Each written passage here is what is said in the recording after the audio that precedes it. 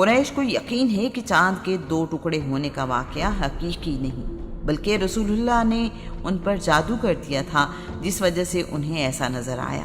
شیب ابی طالب کے پاس آ کر اونٹ کے سر سے نکیل اتار لیتے اور اونٹ کے پہلو پر ضرب لگاتے ہیں تو وہ شیب ابی طالب میں داخل ہو جاتا ہے۔ آج کا عنوان: میں محمد تمہارے حوالے کرنے کو تیار ہوں۔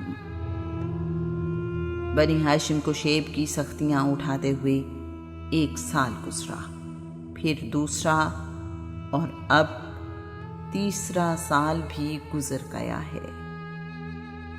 ان 3 سالوں میں بنی ہاشم نے رسول اللہ صلی اللہ علیہ وآلہ وسلم کا بھرپور ساتھ دیتے ہوئے ہر تکلیف برداشت کی ہے۔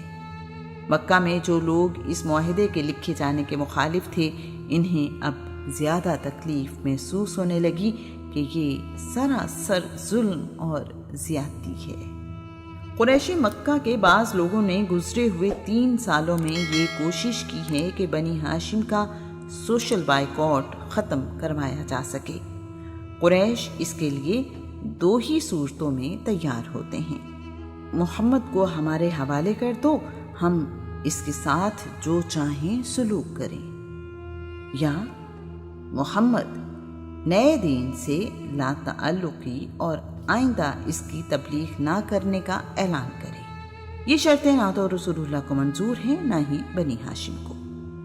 ان کے لیے شیب کی تکلیفیں اٹھانا رسول اللہ کو قریش کے حوالے کرنے سے آسان ہے۔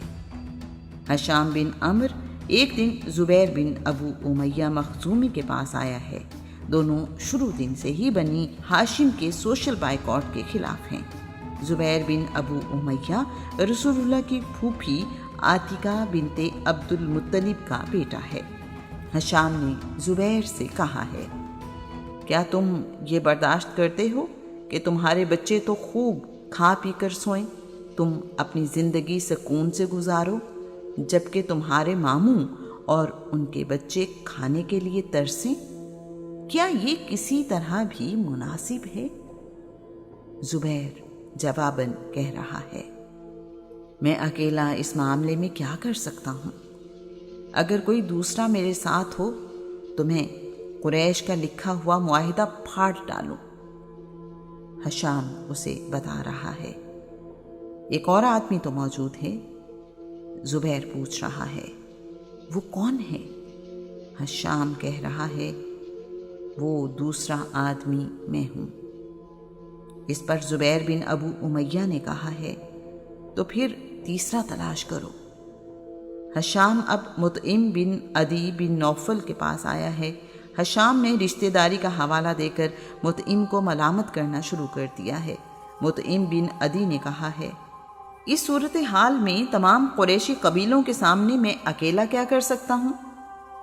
ہشام مطعم کو بتا رہا ہے، معاہدے کو ختم کرنے کی حمایت میں ایک اور آدمی بھی موجود ہے جو اس صورتحال سے پریشان ہے۔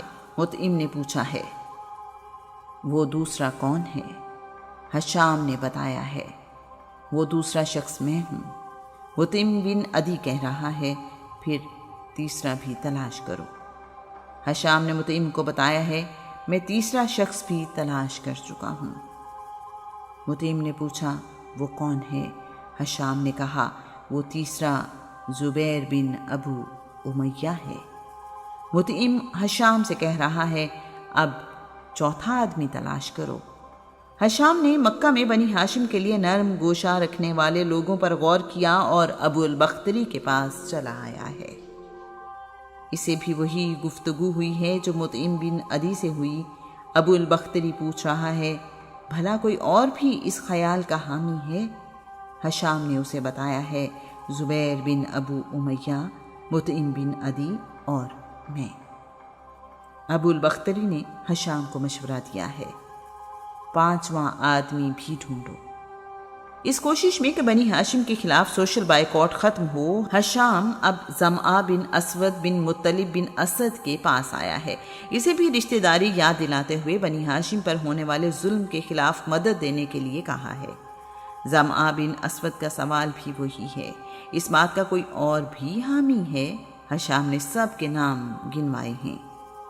اگلے دن یہ سب مکہ کے بالائی علاقے حجون کے پاس جمع ہوئے اور آپس میں وعدہ کیا ہے، ہم بنی ہاشم پر ہونے والے ظلم کے خلاف ہیں اور قریش کا لکھا ہوا معاہدہ پھاڑ ڈالیں گے۔ زبیر بن ابو امیہ کہہ رہا ہے، اس کی ابتدا میں کروں گا، یعنی سب سے پہلے میں بولوں گا۔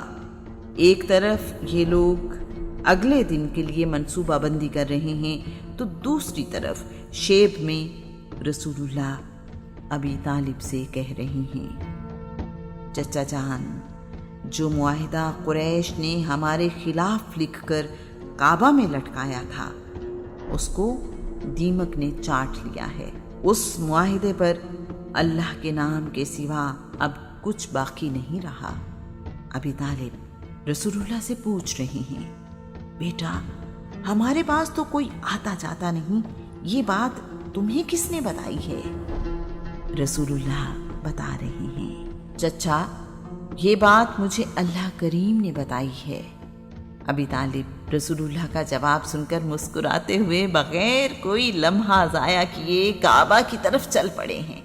ابی طالب نے کسی کو کعبہ روانہ نہیں کیا کہ تصدیق کر سکیں کہ بھتیجا ٹھیک کہہ رہا ہے یا نہیں۔ انہیں تو رسول اللہ کی بات پر اتنا ہی یقین ہے جتنا سورج کے نکلنے سے اجالا ہونے پر ہوتا ہے۔ ابی طالب پورے یقین اور اطمینان کے ساتھ کعبہ کی طرف جا رہے ہیں، چہرے پر سکون اور مسکراہٹ ہے، ایسے چل رہے ہیں جیسے جنگ جیت کر جا رہے ہوں۔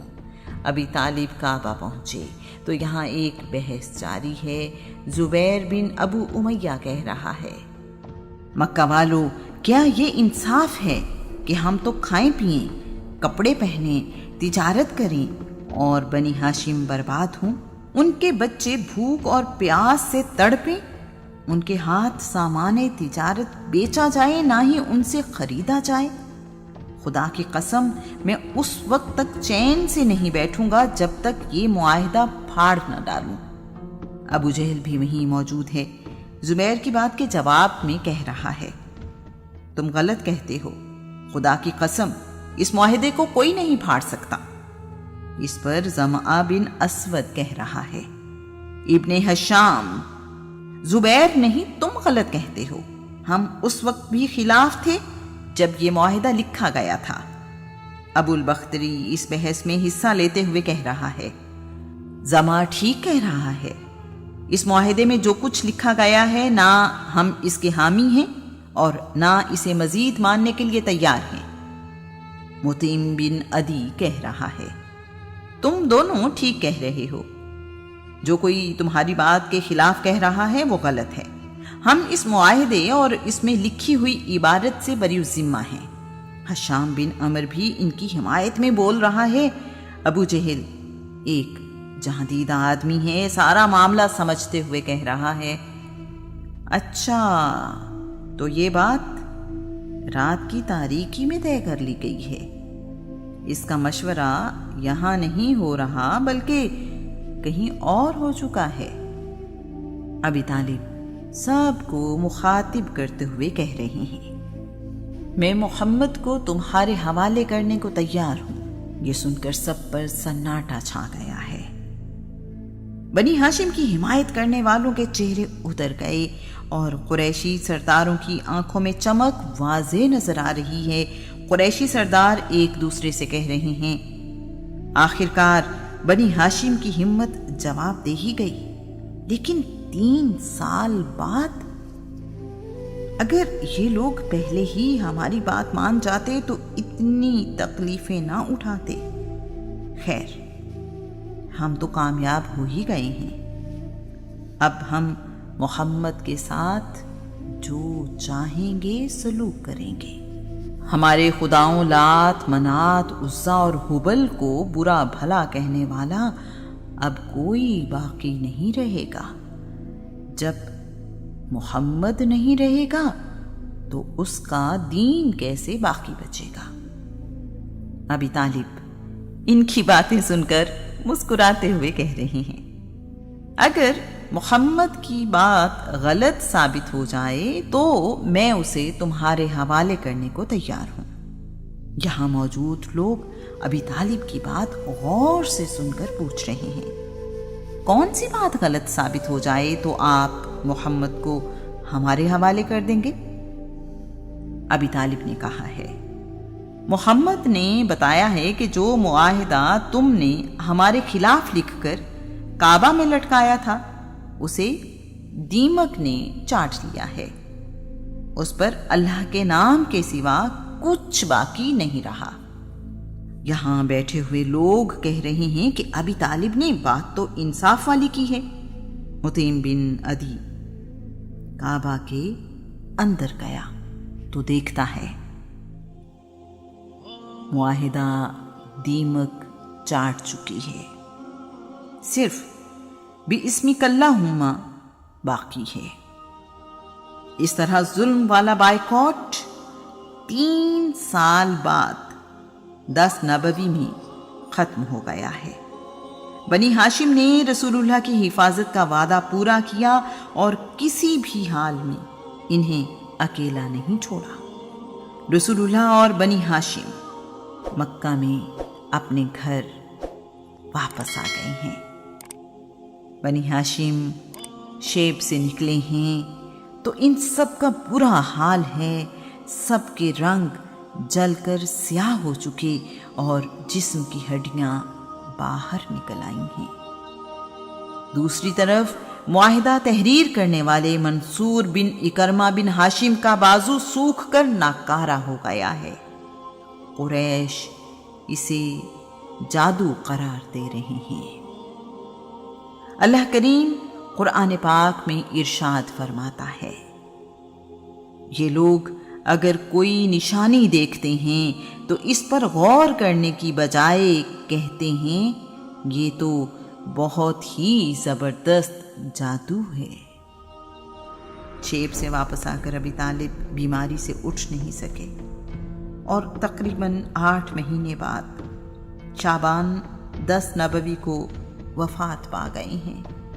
ولید یہ بات کھلے عام کہتا، مال و دولت میں بھی محمد سے بہتر ہوں، کیا میرے ہوتے ہوئے محمد پر وحی آ سکتی ہے؟ رسول اللہ خود قبر میں اترے ہیں، اپنے ہاتھوں سے سیدہ خدیجہ کو قبر میں اتارا ہے۔